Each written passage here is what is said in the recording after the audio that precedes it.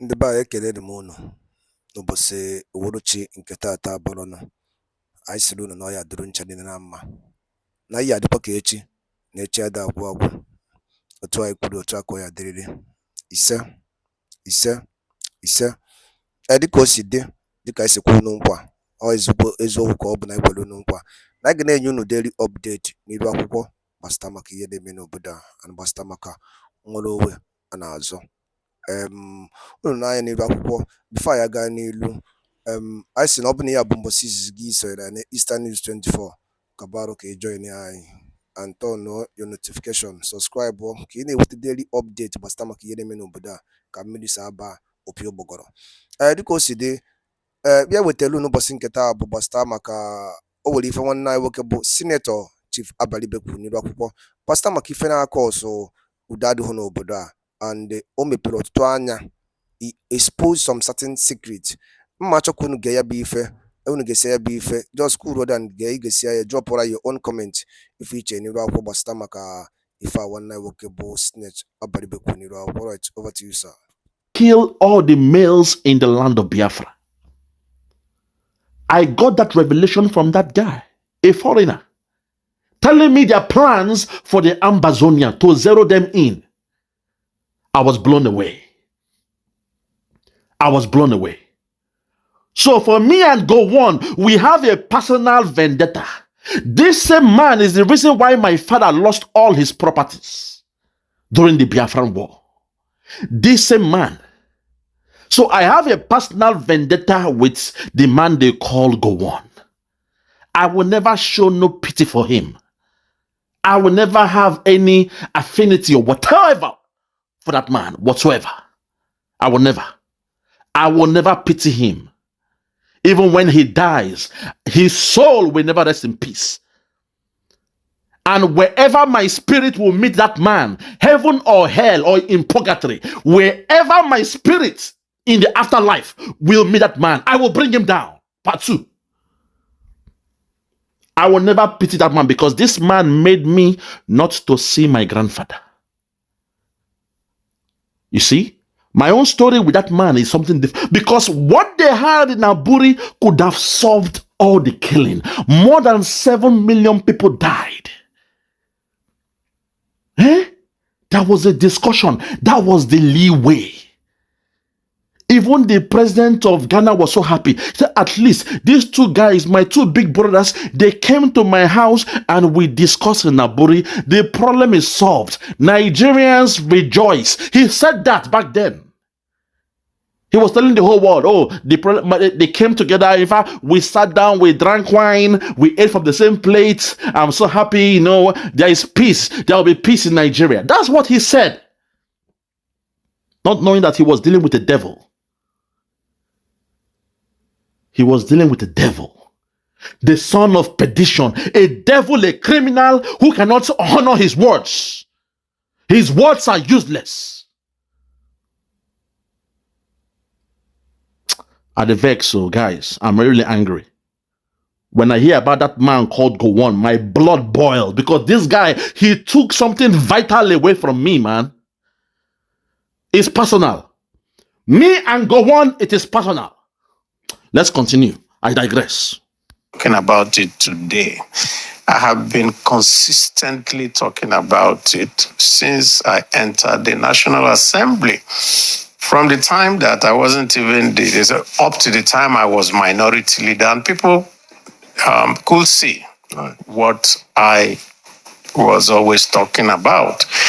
Unfortunately, when I was minority leader and when we were talking about the trajectory the country was following at that time under the last government, the impression was being given, first, that I was Igbo-centric. Then, secondly, that, he's opposition, so what else are you expected to hear from him? But the point is that it's only the opposition, too, that we point out to the government in power where they are going wrong. And then tell them to make some changes. So it's not necessary that every opposition person is destructive. What do we have to do to get back on course, since it's your view that we are not on course? What do you think has to happen? Essentially, two things. First, if you look at our polity, you will find that there is a very clear divide now, unlike before, between the haves and the have-nots. Before, there could be a trajectory for you to move from wherever you are into the middle class. From the middle class, you can go up. The divide wasn't as much as it is today. The divide has become stark. It's so stark. And another thing is that enlightened self-interest is no longer what the elite think about. I mean, you cannot see that people are suffering and you still come in their face to show them that they are the downtrodden. You don't do that because all you're doing is that you're stoking embers that will erupt later in the life of the nation. And so, first, the country must walk away from ostentation. It's too much. Yeah, well, I mean... You mean the political leaders? Yes. When I say the country, I'm talking about those who are running the country. It's us. Yeah, it's important to You understand? Yes. We must walk away from ostentation. We must show that we also have empathy. We must also show that if you're asking people to tighten their belt, you must also show that you are tightening some yourself.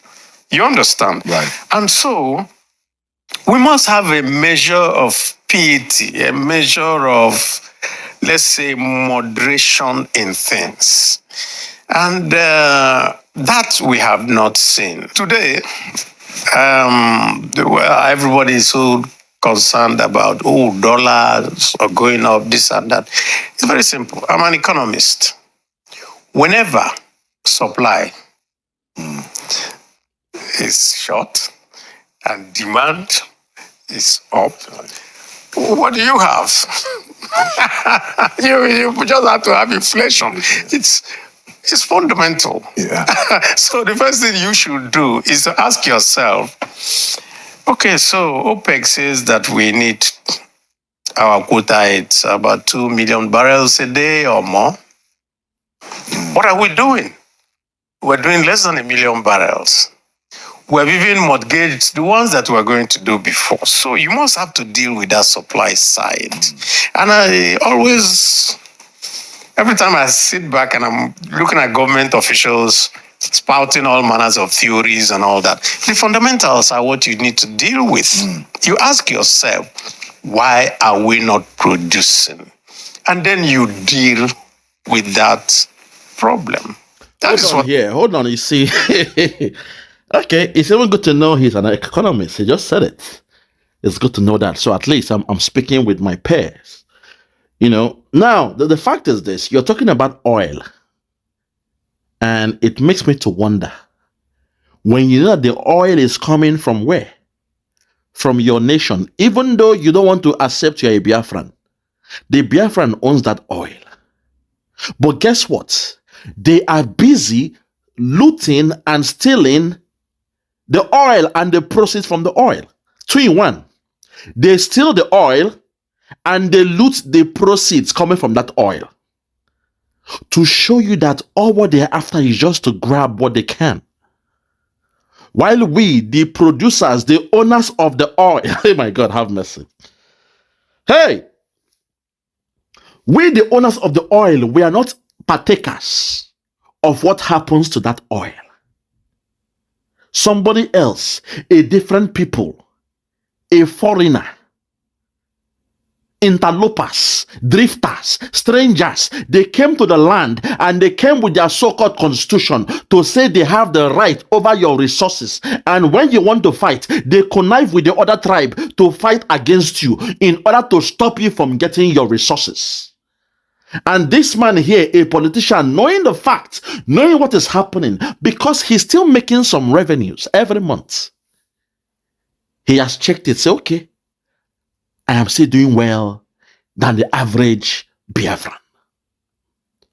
So let me continue with the modus operandi. It's okay. Let's continue with the flow. They make the oil, they steal the money, it's okay. I still believe in Nigeria. Even though he said the trajectory that Nigeria is going, that destination, there is no road there, it will self-implode. But he's still here talking about the criminals, those who are stealing the oil, to come together and discuss how to make things to be good. You think a criminal, a thief, you think just speaking to them by not calling them out or by not catching them in the act to show that they are criminals, you think they will repent from their sins? Even the mafians back then, the drug barons, you see the way they flow. Even when they are making more money, they start going to churches, they start giving out welfare and handouts, they do charity works in order to make them feel good.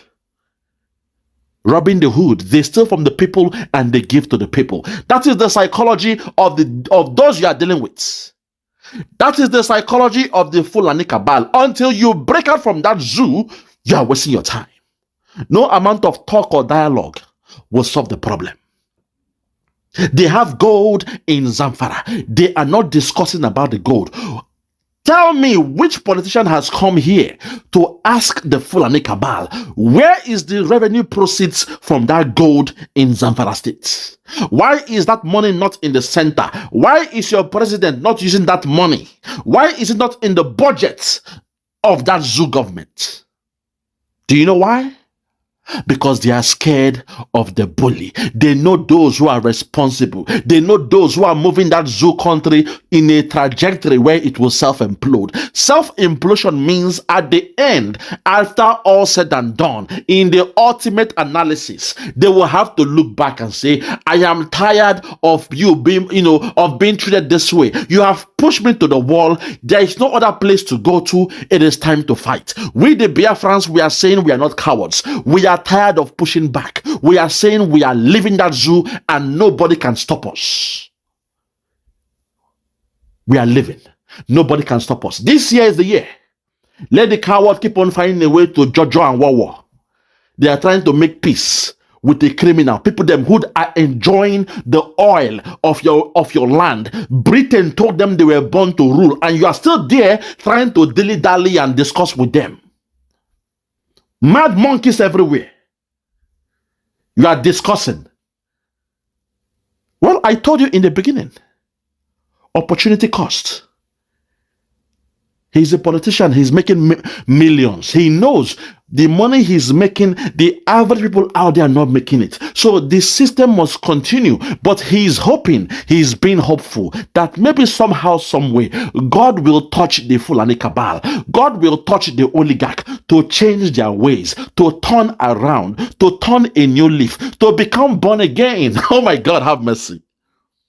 And start treating Nigerians well.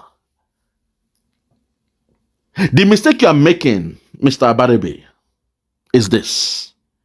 The people who are doing you this in that zoo, the people causing the problem in that zoo, when you look in their land, even their own people, those that gave them the way to come into Nigeria, they have turned their people into Almajiri, even though they are stealing the billions, the wealth of the nation, according to the great man, a philosopher, Adam Smith. He discussed the wealth of a nation.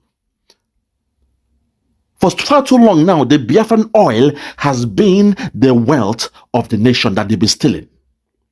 The people who are stealing this money, when you go and look at their own land, thinking, okay, they steal this money, what are they using the money to do? When you look, you will see a big mansion surrounded by poverty, Almajiri culture. That shows they have no empathy. If they could subjugate the Hausa into becoming an Almajiri culture, if they could change the Hausa men who are pride, men of honor, men with pride, men who are proud of the kind of job they do, they have turned them to beggars, Almajiri. If they could do that to the Hausa, why would you think that they would care about you? An infidel, a Southerner, a Christian. What do you think they will care about you for? If their own people with similar culture with similar religion. They believe in Allah. They are Muslims. They eat the same food. Their culture are similar. If they could subjugate them to be Almajiri, beggars of the land, what do you think? Why will you think in your mind that they will love you somehow and make peace with you and make Nigeria great again? No, what they are after is that oil money. And when they have stolen enough, they will now subjugate the whole of Nigeria to turn you into Almajiri. Once they turn you into Almajiri, you will now lose your confidence. You will lose your pride as a man. You will lose your dignity as a human being. You will then turn to beggars. Every month, they'll be giving you free bag of rice, free yam, free bread, grain, free. Everything like a handout. You will start begging for food like a handout. Almajiri has come in. Once you get to that stage, which you are all in now, you are crying, we are hungry. Now you are in the stage of what? Subjugation. They will now come and become a god over you and your people. They will come and become a master over you and your people. Our Almajiri culture with them is waxing strong. So when they now come and bring their military or their Boko Haram men or their killer headsmen with their cow, when they come to subjugate your people and send you to the IDP camp, nobody will speak for you. You won't have the balls to fight them because you are now a conquered people. That is where the country is going, the trajectory that this man is speaking about. But he is scared to tell you exactly how it will end.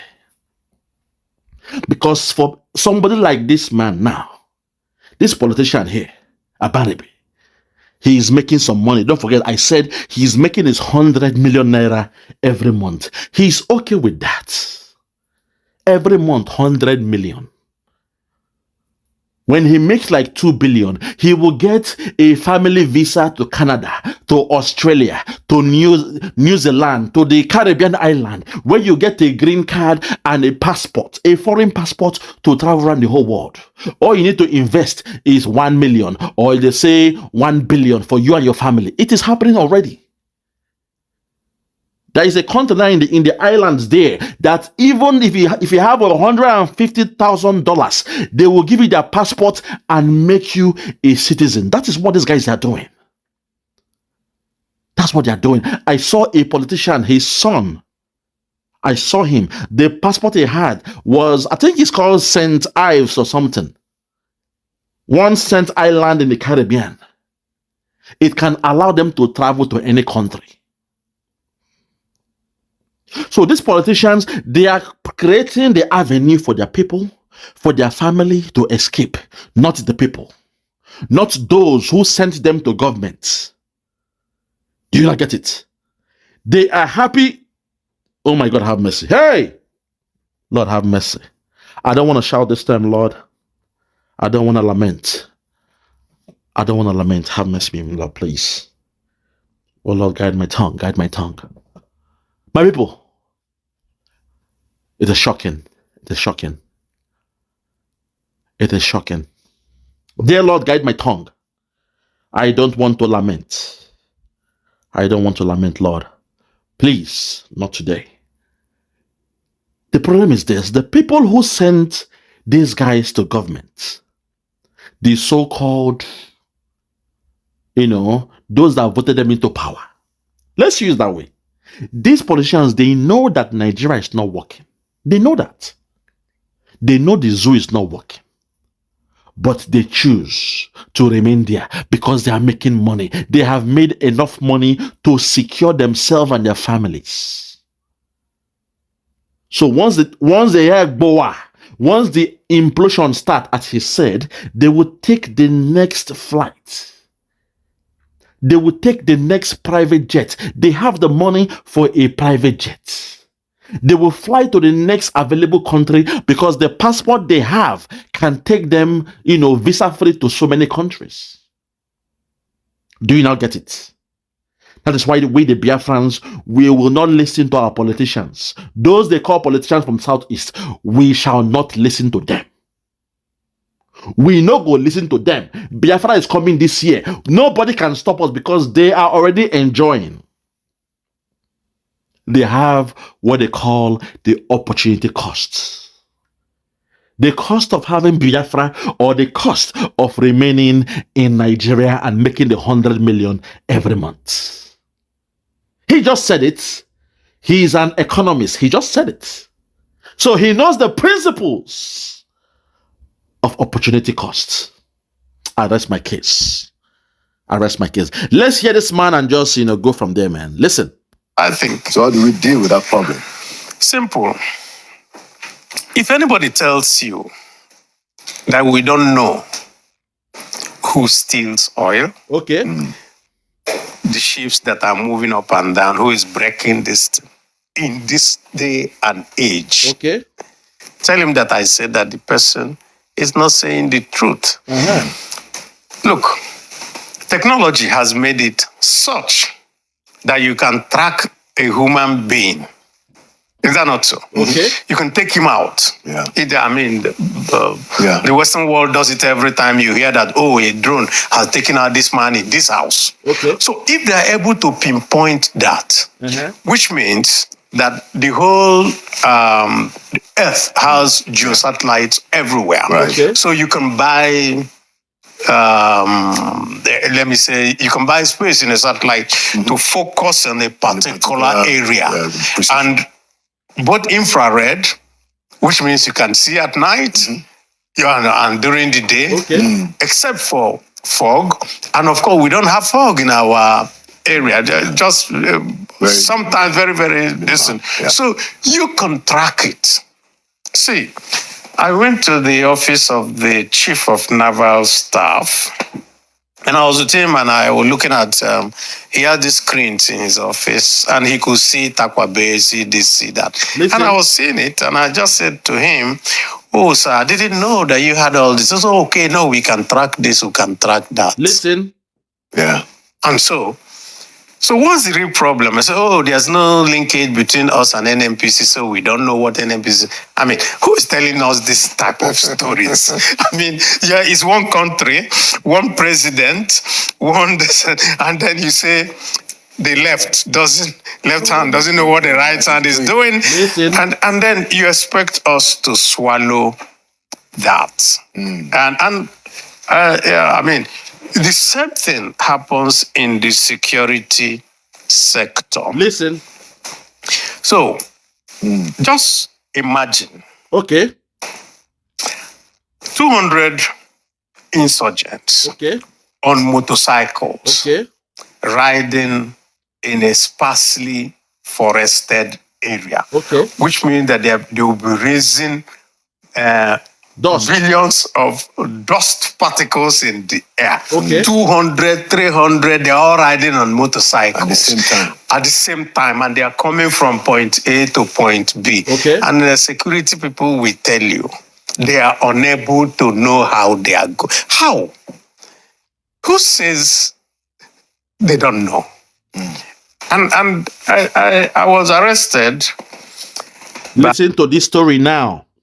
This is probably why Abaribe fell back from us. Listen to this history, his personal account of what happened to him by the DSS. Listen. DSS at one time. Take it back. How they are going. Listen. Who says they don't know? Listen.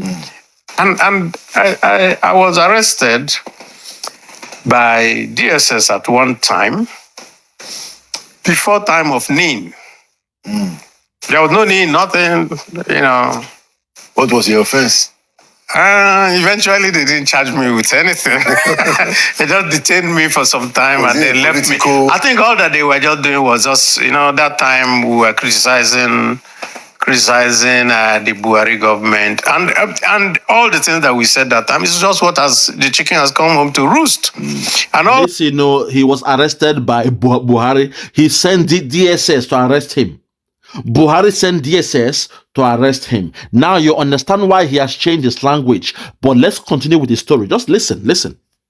I was saying then was that you can't tell me that a Fulani that is a Bambara, not a Nigerian Fulani, will come into this country and kill a Nigerian, and you say you can't protect him because he is your brother. Why?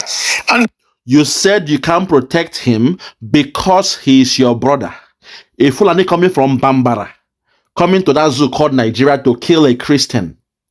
And the military, the DSS, they will say they will not attack that Fulani man. Despite he's a foreign Fulani, they will not attack him because he is their brother. Do you now get it? Listen to this man's story. He is going somewhere. He is going somewhere with this one. This one will blow your mind. Listen.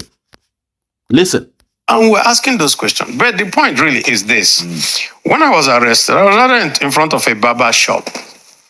And when I was... Where? In Abuja? In Abuja here. You know, and then, okay, so they took me to their office, and then I was one of the deputy directors, and they were trying to interrogate me, and I was bantering with them. And I said, how did you even know where I was?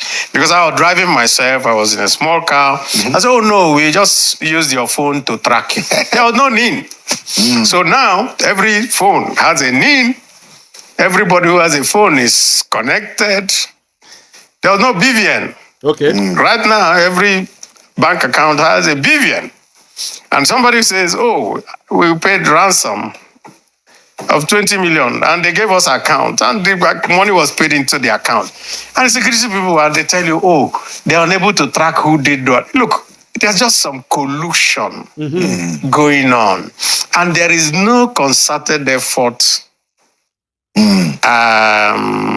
to deal with it. It's just more or less like a sense of malaise. Okay, everybody says it's not my problem, not my issue, and they all run away from the responsibility. Let me Hold it there. Can you now see what he said? It is not my issue, not my problem. As long as I am making that 100 million as a politician, most Nigeria will never dream of making such money. It is not my problem. Even though they are crying that they want that zoo to break up, I know what they are saying is the right thing, but it is not my problem. It is not my concern. He just told you how they were able to track him.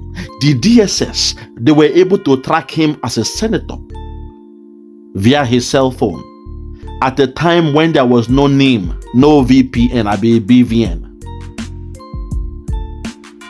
He told you how, oh my God, have mercy, Fulani Cabal and their soldiers, their headsmen, they will be driving, riding a bike, 200 deep, 300 deep, the dust that it will raise up alone. Even a blind man can see it from a mile away. But the police will tell you they don't know where they are because they are their brothers. They sent them on the mission. The mission is to dip the Quran in the River Niger. The mission is to Islamize Nigeria. The mission is to scare everybody off from their farms. The mission is to create poverty in the land. The mission is to turn you into Al-Majri culture. The mission is to enslave you. The mission is to Islamize you.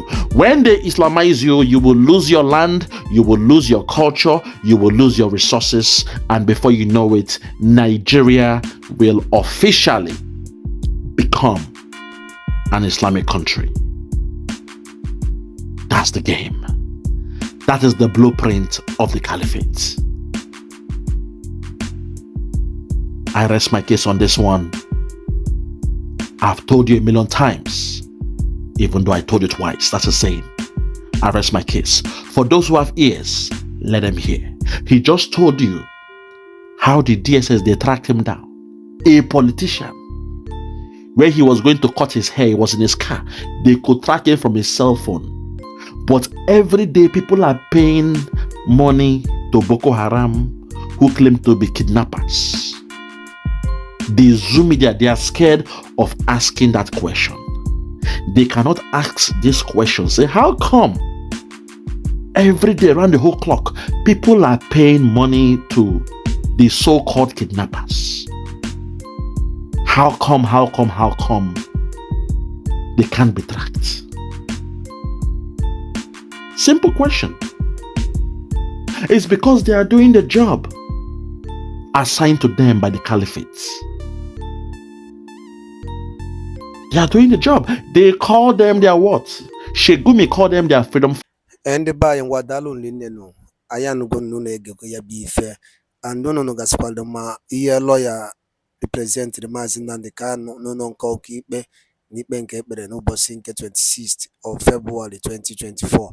Unu gasị ife okwu gasị n'iru akwụkwọ dị iche iche and oge court suspend date iji wee nụ bail condition bail application for Maazị Nnamdi Kanu. Dịka ịnụ ya bụ ife ka ife nwere ike ikwu gbasịta maka ya bụ ife gị bụ Igbo ọma na-ege ntị gwa ya n'ọnụ Igbo ọnụọnụ Igbo ọnụ ọbụla ịma na ihe esi ọtị ya drọpụla ya n'iru akwụkwọ a na Eastern News 24. Ndị be anyị daalụ niile na ụmụ Chineke ngwanụ ka emesịanụ ụmụ ife.